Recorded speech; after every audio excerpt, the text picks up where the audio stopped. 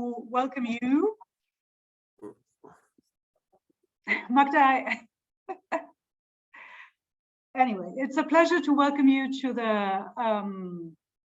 the second day of Limmud Baltischer. And it's also really an honor for me, at least, to get to know Katarzyna and Robert, that I don't know yet, but I'm very curious to hear more about what you do and about the project that you're going to present. It has to do, both, as far as I understood from the CVs that you sent me, that I'm not going to read aloud because they're so impressive and they're very long. And I think maybe you can just say a few words to place yourself. I think that would do a bit more justice than me reading out the text. But you're both involved in art and in artistic expressions, and you've studied a lot. And I think I'm very curious to hear how you approach this not so easy topic in memory, for dealing with memories as well, and in an artistic way. So please go ahead. Should we just introduce ourselves as we speak, Kasia, or do it first? Oh, it's hard to introduce myself. I'm Kasia Katarzyna Sala, and I studied philosophy and Dutch philology in Poland and Germany, and I'm living in Berlin. Professionally, I'm part-time artist and part-time human resource assistant. I'm making projects especially with my friends. These are literary projects, an artistic project, a participative project, social involved. I'm learning, making short videos, and yeah, I'm happy to be here. Thank you for coming, and thank you for having us. Yeah. Robert, would you like to introduce yourself? Yeah, I'm Robert Yerachmiel Sniderman, and I'm a poet artist, and I'm assistant professor of socially engaged art at Fairhaven College of Interdisciplinary Studies, which is out here where I am in the Pacific Northwest, in the US, near the Canadian border. And I've made films and and social projects like Esther's Willow, as well as others, usually in collaboration with specific communities and other artists. And maybe that's what I'll say. And maybe we're missing one third of us, Marta Sala, so Kasia's sister, who will come up in our talk, but she's a great artist who also lives in Berlin, and works in social and participatory projects, but also with sewing as a way to paint. And so it's just the two of us today. So. And I would like to talk first about our project. I talk about the beginning of the project and what happened in it from my perspective. Then Robert tells something more about a symbolic of the motives from the project. And at the end, we show you a little short video documentation of the last happening. So Esther's Willow is a public art project based in Chrzanów. It's a little town in southern Poland with approximately 35,000 inhabitants. My sister Marta Sala cannot be here today, but actually the project started in her head. She and Robert started the project a few years ago together and invited me later to work on it with them. Our aim was to replant a weeping willow in the place of the demolished Great Synagogue in the former Esther Square in Chrzanów. We can say the photo of the demolition of the Great Synagogue in the 73. We say that Esther's willow is a living memorial. We focused on the use of willow in traditional medical practices common to Jews and Slavic communities in Poland, and we invited the inhabitants of Chrzanów and their descendants to discuss and help us to shape the project and share their own experiences. The project has been realized with the festival organization and Municipal Center of Culture and Sports in Chrzanów, as well as Mieczysław and Irena Mazaraki Museum in Chrzanów. They are partners and wonderful people connected to them. They embraced our project, supported our efforts to organize meetings, lecture, workshop, open meetings to collect stories, individual interviews, walks through the city, preparing an exhibition in Krakow, and happening of replanting the tree in the summer last year in Chrzanów. I want to mention that Chrzanów is a little town, and last years there were cuttings in the cultural sector. Nevertheless, the local institutions helped us as they could. The project started with an encounter in Jewish cemetery Weissensee in Berlin, where Robert led his project, Lost in Jüdischer Friedhof Weissensee, in which Marta participated. The place, the cemetery, reminded Marta of our father, mentioning the fragments of Jewish history in the city we grew up in. Robert and Marta started to talk and think together about the past and memories of their families. There is also a Jewish cemetery in Chrzanów. Before Holocaust, more than 50% of the population of Chrzanów was Jewish. Our father told us there was a synagogue on the former Esther Square, demolished in 70s. It was just across the street from the apartment where we lived.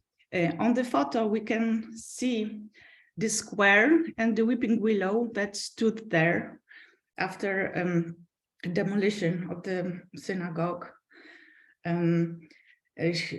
Papa said, tell us something about abandoned books, which he found as he young adult in the former prayer house.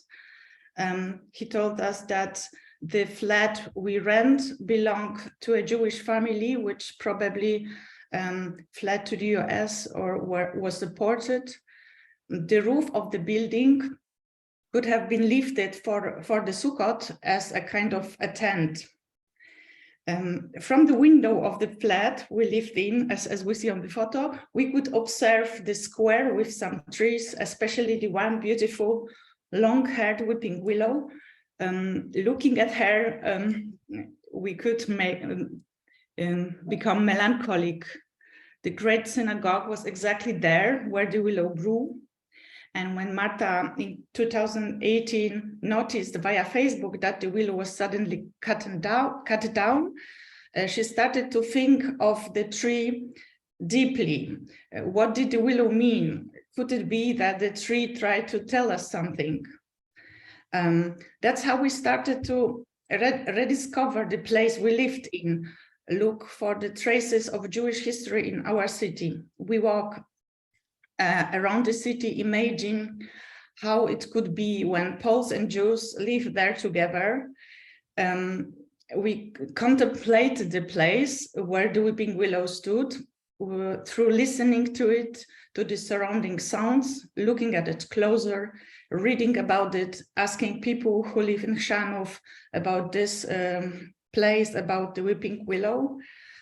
We published also open letter to Jewish Chrzanów descendants, hoping somebody could tell us more about the past. During our research, we've heard different voices, like don't dig too deep into this topic because it's still a difficult topic regarding the tension about property issues.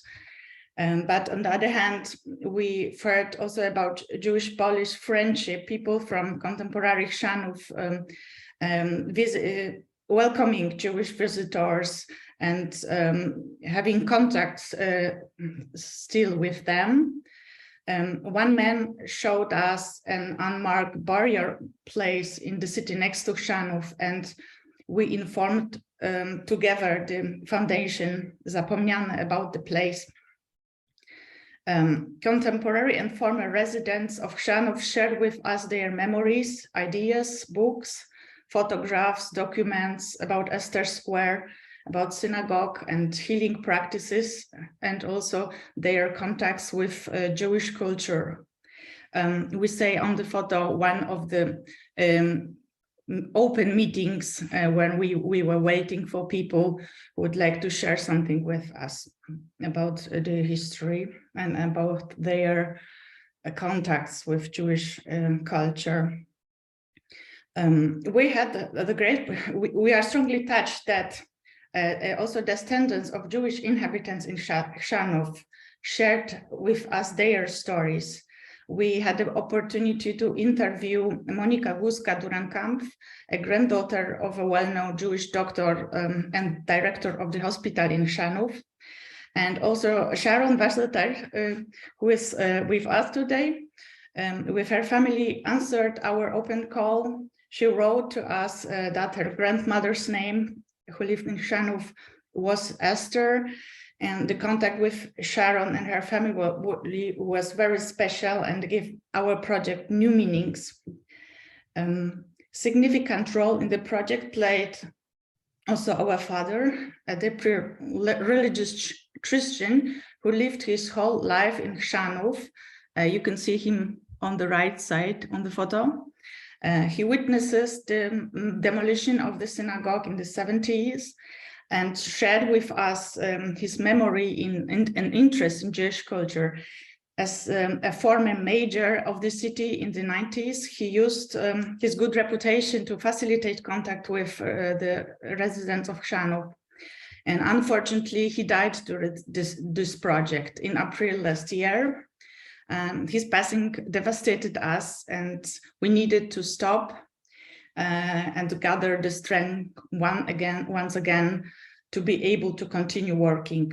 He handed to Marta the last preserved book from the prayer house, and it felt somehow as if he passed on a task to fulfill. As I mentioned, Weeping Willow is a powerful link between the cultures. It has healing practices and were an important symbol and ritual item in both cultures, Jewish and Slavic. In this topic, we got very inspired by the research of Dr. Marek Tuszewicki and his book, A Frog Under the Tongue, Jewish Folk Medicine in Eastern Europe.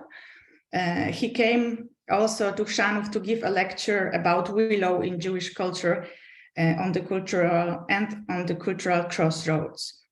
And in July 2022, we planted a willow sapling and called it Esther's Willow, like Esther Square. Robert, do you want to say more about this? Yeah, that was so beautiful, Kasia. Thank you. Let's see.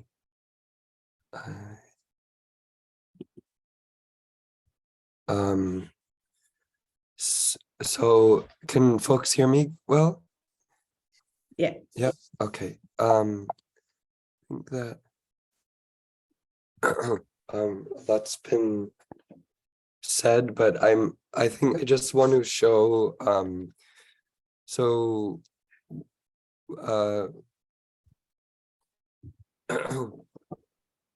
Kasia gave a really important and beautiful narrative of the whole project, from its beginnings to its end.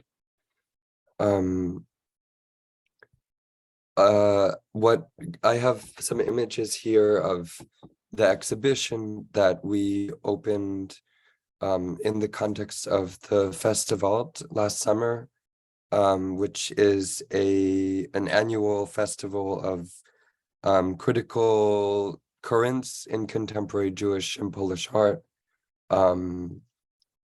And we were honored to participate both through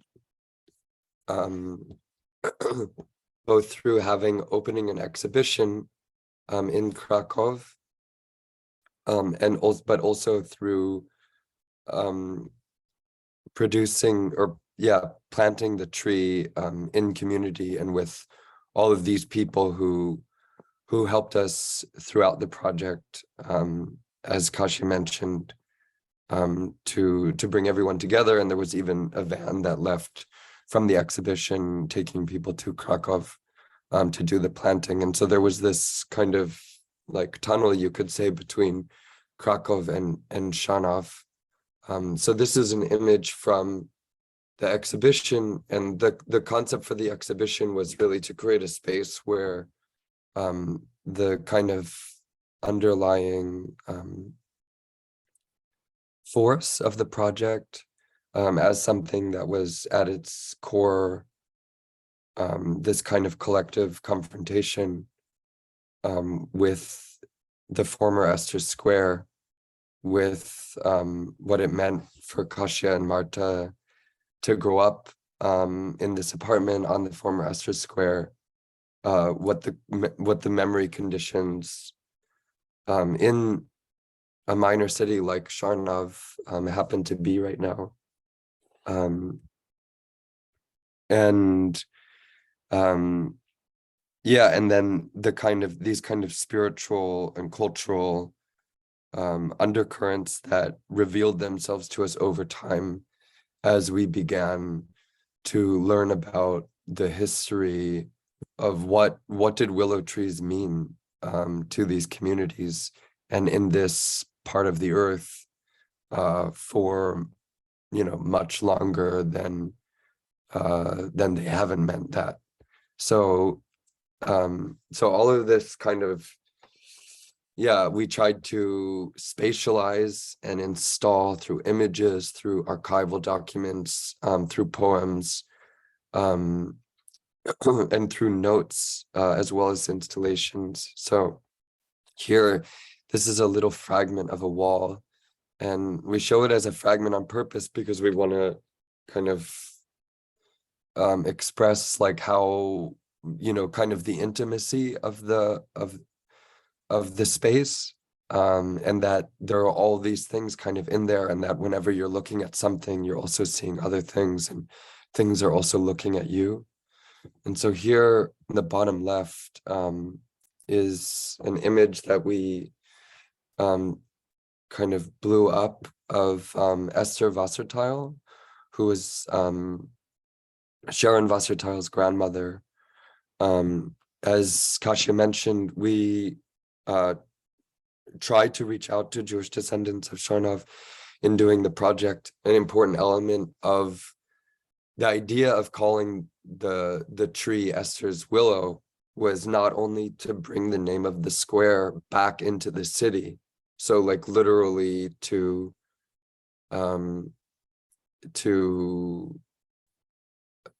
you could say, to bring this name that was lost to public space with the eradication and genocide of this culture, like back in through kind of this small kind of simple gesture that the city was willing to support, and that lots of people were willing to support, because we were just planting a tree. We're not like bulldozing a square and like trying to recreate or reenact urban space or something, but we're doing but we're planting a tree and calling it Esther's Willow, and so in doing so, bringing the name of the square back, but also knowing that name was also inevitably the name of many women who actually lived in Chrzanów, right? And we know that from lists of as they're called, martyrs, in the book that in a book that was written by a Chrzanów survivor that can also be accessed online, called Chrzanów, The Destruction of a Shtetl. And so when we were contacted by Sharon Wasserteil, who told us that what we were doing was meaningful to her as a third generation descendant and survivor of Chrzanów, but also someone whose grandmother, who didn't live, was named Esther Wasserteil. And so the tree, became, as you'll see in a film that we're going to show, took on this layer of significance where it was not only the name of this square, but it was also the name of this real person to whom we were actually building these relationships through her descendants. Here, right next to Sharon's eye, or Esther's eyes, is an image of this space where an elderly man who, on his own initiative, started kind of collecting an archive of Jewish materials that he would find that weren't being preserved by the city or by others. Is that right, Kasia, or is this the attic where your father found the book? No, it's the attic. It's this Right. space where you could lift the roof and make it like a tent that the Jewish family who lived, which lived before us there, gathered here for the Sukkot. Right. So this is a space where, as a teenager, Marta and Kasia's father, Wojciech, found a number of religious books, and subsequently donated several of them to the museum at some point, and then kept one in the house. And that this was kind of the beginning of the conversation that spawned the project that Marta and I had, because the story of Wojciech finding these books and the presence of this one book in the house was really this reminder of who lived in this apartment before and who was unjustly taken from it. And so a story and a kind of presence that's often concealed or erased, in such conditions. And these are even conditions that living where I live, I can relate to, where we live, on top of erased village sites and burial grounds of the Lemi Nation and Nooksack tribe, who are the people who have been living here forever, where I happen to live. And so, it was a very, intense process, both in terms of, being Jewish, having ancestors who left by force places like Chrzanów and not that far away from Chrzanów, to work with Marta and Kasia, who were kind of doing this work to kind of encounter and integrate and interrogate, what it meant for them to live there. And to do that with them, and to help them see things that maybe they couldn't see, and then in turn their family helping me see things that I couldn't. This is another shot of the exhibition. This is from a willow tree in Berlin that we put up in the corner. And so this was a tradition that that Polish Jews would do in order to ward off sicknesses and kind of other unwanted presences in a household. So by putting a branch of the willow in the upper corner of a house. And so this was something that we learned from Marek Tuszewski's research. Here we have a series of poems that I wrote for the Esther's Willow project. This is a piece that Marta created using what we ended up calling the Naskorek of the city, or this what in Polish is the word Naskorek, meaning the first layer of skin, or that thinnest layer of skin that's on the top. And so through our early meetings, we started to kind of develop these concepts of how we were approaching the project and why we were trying to do what we were trying to do. And so this idea of the Neskoric is this part of people's bodies that's always touching everything else. And the Neskoric is not just something that's kind of on a human, like a human material, but it's also a non-human material. And of course, in this project, we're really working with like, how do non-human things remember, intervene, and have something to say about, and influence these conditions of traumatic history and but also of traditions and times and experiences where the roots of those catastrophes were deeply subverted by things like cultural solidarity, the will to heal, kinds of, intimacy within the home and within families. And so along those lines, we have this, very powerful image of a bed that Wojciech had been sleeping in. And so, of course, this exhibition is being installed and conceived after his untimely and tragic passing. And lastly, before we show the film, I'll just show this. This is an installation of jars. Many of them came from the Sala household. And so inside of the jars are little notes in Polish and English of recipes, religious practices within and also between Polish, Slavic, and Polish Jewish people circa 1900 from Marek Tchaikovsky's research that display how the willow was used in ceremonies like the Pesach or Passover Seder, but also Palm Sunday, to treat illnesses like insomnia or infertility. And so this was a way that we were able to kind of represent these traditions and allow people to engage with them. So I think with that, I will hand it over to Judith to show the film, and then we can take questions from the audience. I hope it will work. Worked before. If it doesn't, I can show it too. So 1 second.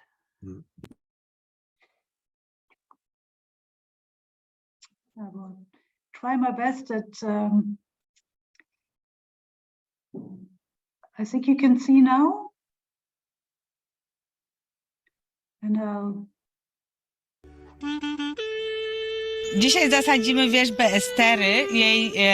Jej imię odnosi się do nazwy placu w Chrzanowie, placu Estery, na którym znajdował się kompleks synagogalny. Tym gestem posadzenia na nowo wierzby. Do you think you could, can you put it in full screen? I doubt that because I have a very small computer. I'm very sorry. Okay, can you let me do it then? Sure. I'll do it. Yeah. Okay, great. Maybe that's better. Yeah. Collaboration is key. Okay. I'll show everyone my email in the meantime. And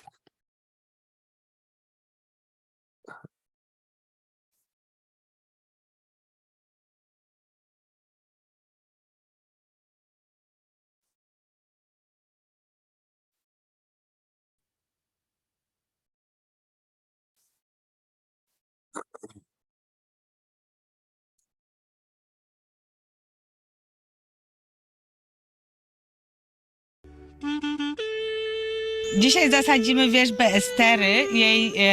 Jej imię odnosi się do nazwy placu w Chrzanowie, placu Estery, na którym znajdował się kompleks synagogalny. Tym gestem posadzenia na nowo wierzby i nazwania ją wierzbą Estery chcemy przywrócić życie placu. Tutaj, w tym miejscu, w którym stoimy, zakończyła się wielowiekowa historia Żydów chrzanowskich w roku 1943. Dlatego cieszę się, że tak licznie Państwo przybyli.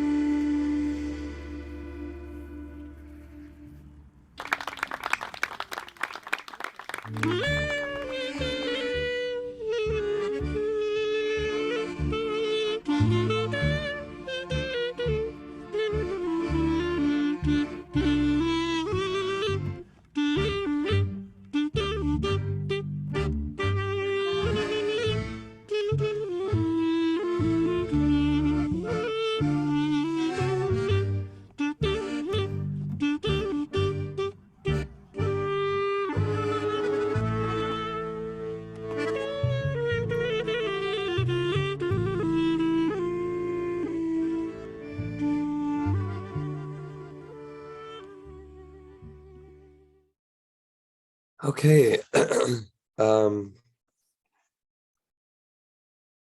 Yeah, so we'd be happy to talk. How much time do we have, Judith? We have about 10 minutes. Okay, yeah. So I mean, I have lots of questions, and Magda is saying goodbye. Or Magda, do you want to say something? I'm saying we have about 5 minutes because we have the next session at 5 and we were going to do a little break, but you know. Yeah. Okay. So yeah, I mean, as I said also in the beginning, I was very curious about this session, and also to get to know you and to get to know this amazing project, very moving. So I have lots of questions, but I also see that Sharon Wasserteil is here, which you're also part of the project. So it would be also maybe nice to hear some words from you, and then I'll ask some questions if I can. For us, it was an amazing experience. We still talk about it in our family. It's such a rare opportunity. There are not a lot of Holocaust survivors left by now, and usually all the memorial ceremonies, only the second generation is there to commemorate. And I think it's so amazing that my dad is now, he'll be 95 next year.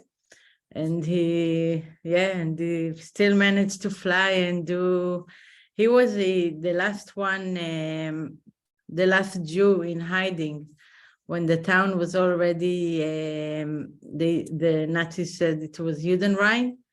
He was in hiding still between the walls, and then he came out. He didn't know what to do anymore. He was only 14 and completely alone. So he turned himself in. So he was the last one to leave Chrzanów, the last Jew to go to the train, and now he's basically the first one to come back within this ceremony. So it's just amazing. I think the opportunity that he had, and for him as well, it was the first time that you could hear his voice. He cried when he talked. It's the first time that he cried in, 85 years. So it's really a special experience. I think it's somewhat of a completion for him as well. Yeah, no, you can, I mean, the film is also very moving, and you can really feel the emotion in there. And I think it's also so beautiful that it's something that it lives. So as you were saying also, Kasia, I wonder, I mean, who is taking care of this now? I mean, is there any, I mean, because you initiated a process, and then you planted the tree, which kind of continues the process. But you're not there all the time, and so on. So do you know a little bit about how is this going on, or are you planning to do some more events around this, or? Yeah, it's an ongoing project. So Festival continues to support us, and so we have plans for next summer to do something else, and we have some ideas already that we're really excited about, in order to keep kind of seeding these stories, and this relationship between the past and the present, but also like the ideas that people, like one of the things that is really important to me about this project, maybe versus other kind of memorial projects, is that it's really coming from people who live there, who are from there. It's coming from their ideas. It's not like a top-down thing. It's like people's imaginations who are like tied to that place being materialized, and that leads to, I think, these emotional attachments to it, and this will to see it through and to protect it and to talk about it. So, but yeah, we're going to keep doing it, and and I don't know who takes care of it necessarily. I mean, I guess the I know cultural, yeah, go ahead. the Municipal Center of Culture and Sports take care of the Willow. They water it.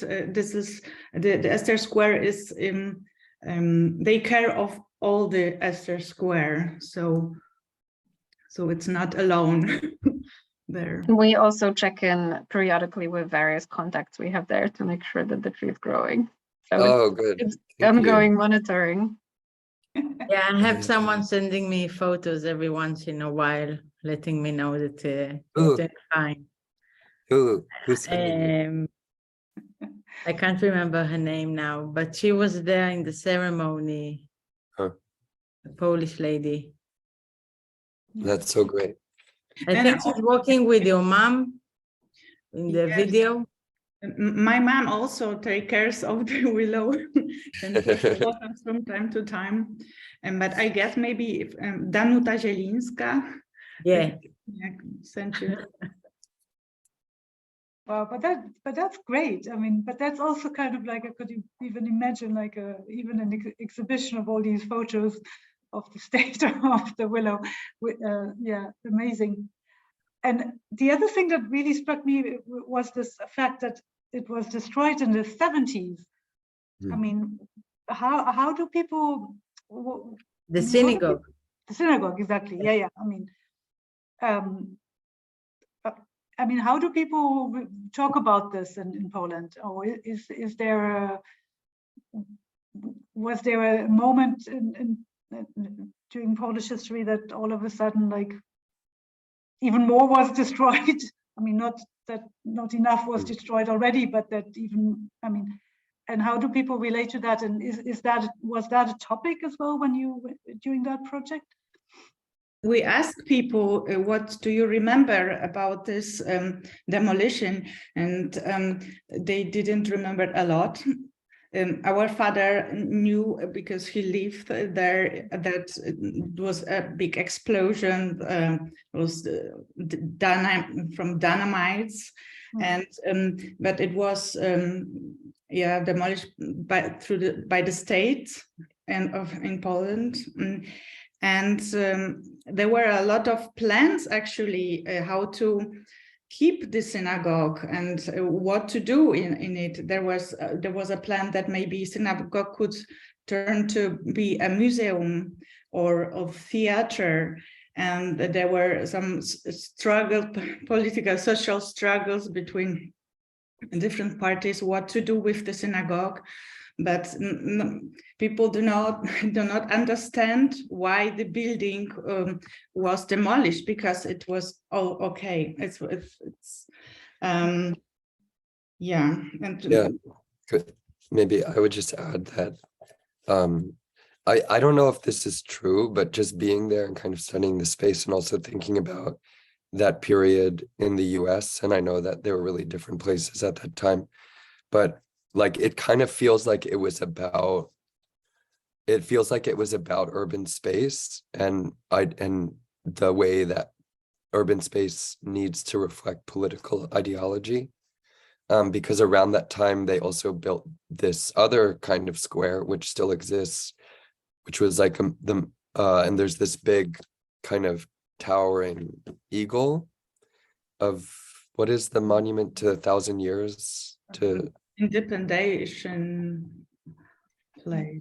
Yeah, so it feels like it was like trying to, I mean, you have those histories here too, like in the US, where they called it urban renewal, where they would destroy traditional communities, especially as kind of cities were changing with the automobile and stuff. And I'm not saying that it's the same thing, but where you have this cultural destruction in order to reconstruct a kind of spatial ideology, you know. So I would be interested in kind of doing more research, you know, on that. It's a good question. I think something else that it makes me think of very quickly is just like how do we, because it's also like okay, you know, even if they kept it, it's like there are sites in Krakow that I'm thinking of where you have like a bar, like a synagogue that's now a bar, you know, and that festival has been protesting for years, you know. So it's like, just because it's there doesn't mean that it's there in a good way. And I think it's like, kind of, maybe we could just end by saying that at the planting, after the tree was planted, Abraham Wasserteil said to everyone that this was his family's resting place, that his family didn't have a resting place, and that now this could be it. And so for us, it was this very, very powerful moment where we ended up doing something that we couldn't have done from the beginning. It was just impossible for artists to do that. It's impossible for city planners to do that.